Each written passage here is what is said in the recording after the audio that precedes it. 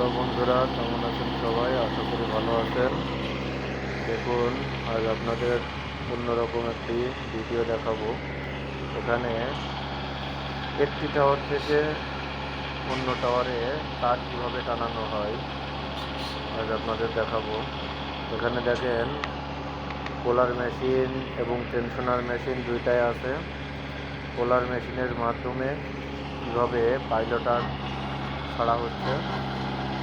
আসলে তার যখন টানা হয় তার পূর্বে রশি দিয়ে একটি টাওয়ার থেকে আরেকটি টাওয়ারে রশির মাধ্যমে এটা পার করে নেওয়া হয়। তারপরে এই রশি থেকে পোলার মেশিনের মাধ্যমে আপনার টানতে হয় এবং তার পাশাপাশি পরবর্তীতে আপনার পোলার মেশিনে আপনার পাইলটার দেওয়া হয় এবং পাইলটের মাথায় দিয়ে তার দেওয়া হয়, কন্ডাক্টর দেওয়া হয়।